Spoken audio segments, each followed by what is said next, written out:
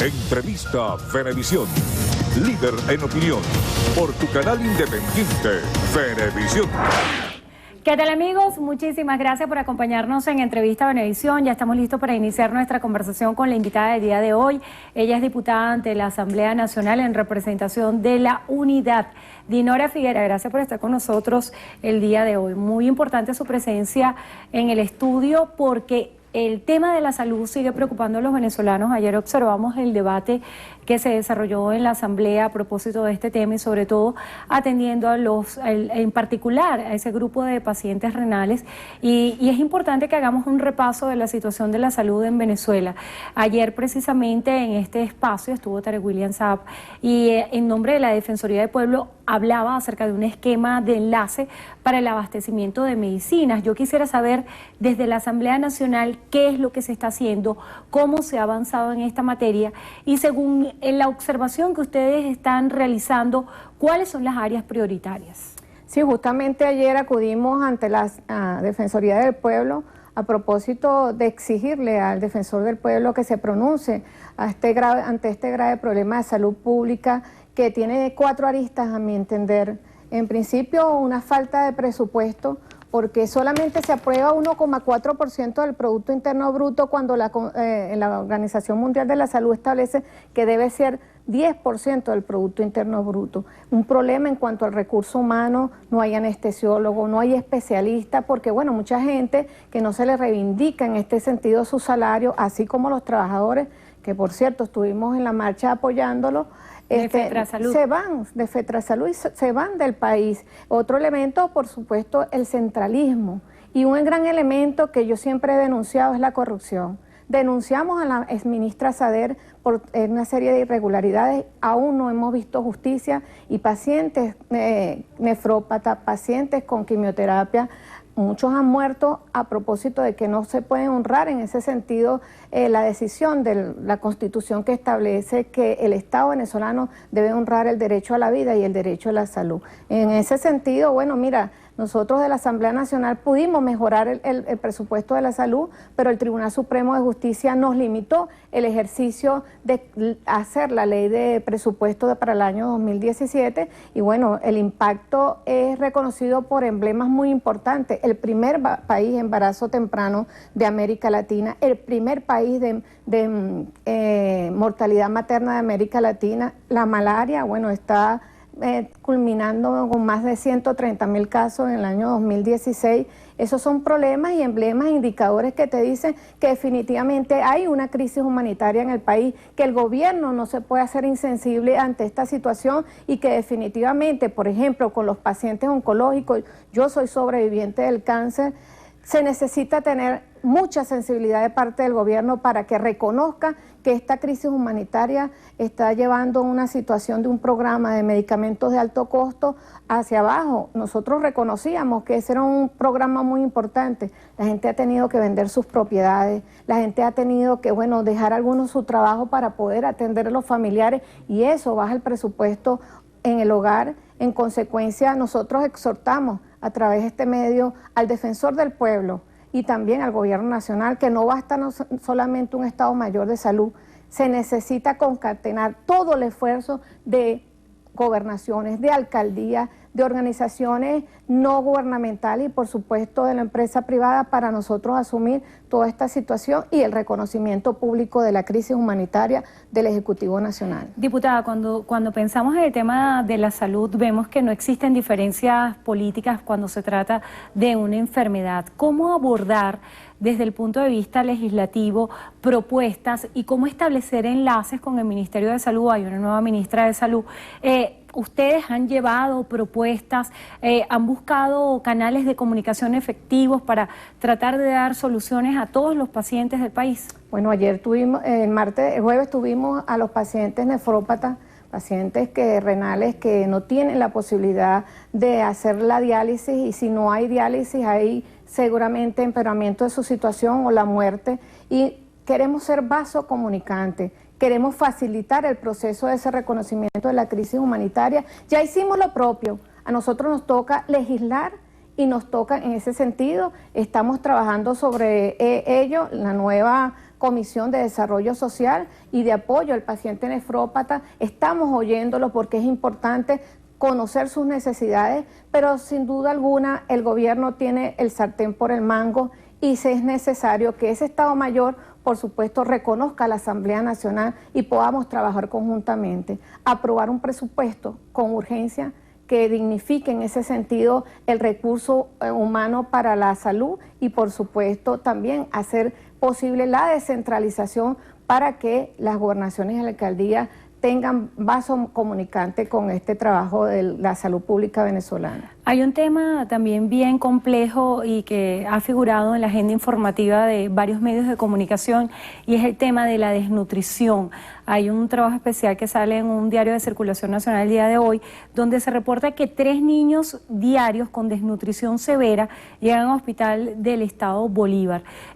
¿Cómo se han canalizado estos estudios para verificar si existen o no y por dónde debería comenzarse el abordaje para estos casos? Bueno, acabo de venir de reunirme con la representante de la Fundación Bengoa, precisamente planteando inclusive el impacto que tiene inclusive más en las niñas que en los niños, y 40% de la población venezolana tiene algún tipo de desnutrición, puede ser calórica, puede ser proteica, puede tener algunas otras aristas. Y eso tiene que ver, por ejemplo, cuando nuestras niñas, en este caso, a veces culturalmente, algunas madres, o sea, le dan mayor posibilidades de alimento al padre o las madres dejan de comer para darle a sus hijos. Entonces, todos estos elementos, por supuesto, han llevado a la calamidad de conocer que en el estado Bolívar, por ejemplo, murieron niños por falta de alimentación. El artículo 305 de la Constitución establece que el Estado venezolano debe propiciar políticas públicas, acompañamiento crediticio y mejora en la distribución de los alimentos ya en el país. Eso no está ocurriendo en el país. Nosotros todavía estamos comiendo el 80% de productos importados, cuando inclusive tuve que ver con el trabajo de legislación de la ley Semilla y acudí a algunos estados venezolanos, como en este caso Portuguesa, y bueno, lamentablemente prefieren que se pierda lo que produce el campesino o el productor en este país para ellos importar y quedarse con las divisas. Entonces se necesita generar, y en ese sentido la Asamblea fue muy responsable, lo propuso mi organización Primero Justicia, la ley de impulso a la producción nacional. Y bien lo dijo Aristóbulo el año pasado cuando se presentó en la Asamblea Nacional. Sin producción no hay crecimiento. Entonces, le digo a Aristóbulo, bueno, ya no está de vicepresidente, pero le digo al gobierno nacional, también generemos una política pública acompañada del legislativo y de los sectores productivos para que definitivamente mejoremos esos indicadores de producción nacional y puedan nuestros hijos crecer. Mira, un niño desnutrido no solamente es que mejore si come unos kilos, es que el impacto neurológico en el crecimiento, en el desarrollo, inclusive psicomotor, en su desarrollo, inclusive como escolar, es determinante. En consecuencia, no va a ser un niño calificado, no va a ser un niño que progrese, un niño alegre no va a ser, porque estos niños tienen mucha debilidad. En consecuencia, mira, aquí se está jugando con lo que es el futuro de la familia venezolana y como lo dice la alumna, los niños son sujetos de derecho, de prioridad absoluta y de interés superior. En consecuencia, la atención en salud y de nutrición debe ser de altísima calidad. Le pedimos y exhortamos al gobierno que no sea indolente y que asuma en ese sentido esa política pública del derecho a la alimentación previsto en la Constitución. Diputada, en cuanto a las infraestructuras en la salud pública, porque así como usted señalaba, hay un gran éxodo de médicos y profesionales de la salud. Quienes están en los centros de salud, ¿cómo hacen ante las limitaciones de insumos y de equipo para brindar atención a los pacientes? ¿De qué manera se puede abordar un diagnóstico serio de este escenario en el país? El diagnóstico ya está. El Colegio de Ingenieros de Venezuela inclusive le ha hecho propuestas al gobierno nacional. Nosotros tenemos problemas pues en cuanto a la infraestructura, en cuanto al equipamiento, en la falta de mantenimiento. Cuando la ministra Sader no firmó el convenio de mantenimiento de los equipos de radioterapia, eso por supuesto limita la acción de atención a los pacientes con cáncer. Entonces, en ese sentido, y por eso hubo una marcha el día martes donde nosotros acompañamos a los trabajadores. Se necesita ese equipamiento, se necesita mejorar el presupuesto de la salud y se necesita definitivamente que oigan a aquellas personas que saben en la materia para nosotros no solamente mejorar el mantenimiento de la infraestructura de los hospitales, sino que todavía está en deuda la culminación del hospital oncológico de adultos y cardiológico de adultos, y todavía el hospital de Dabajuro allá en Falcón no se ha culminado. El hospital de Las Tejerías en el estado de Aragua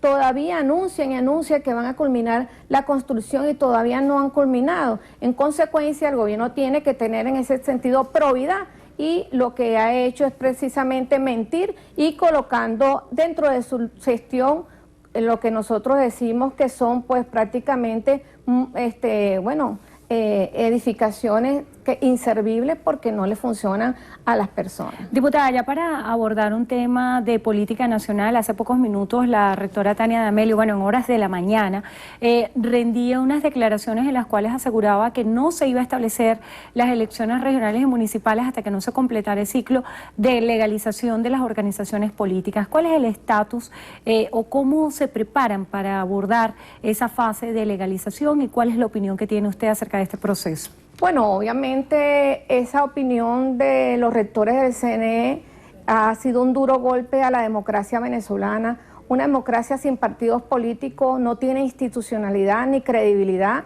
y en ese sentido ya la Mesa de la Unidad ha denunciado que el gobierno lo que pretende es desdibujar, prácticamente desaparecer los partidos políticos, inclusive el derecho a las minorías que está establecido en la Constitución, no da oportunidades, incluye Semana Santa y carnavales en ese proceso, inclusive de recolección de firmas. O sea, es una estrategia del gobierno nacional, porque el CNE baila al son que le dice el PSV y el gobierno nacional, y nosotros desde aquí denunciamos esa patraña desde el punto de vista que como ciudadana inclusive, que viola la institucionalidad no solamente democrática, sino de la familia venezolana. El gobierno tiene que saber, y el Consejo Nacional Electoral debe saber, que nuestros hijos se están yendo del país, que no hay oportunidades, que tenemos derecho a un cambio y que el voto es una institución que nosotros estamos dispuestos a salvar.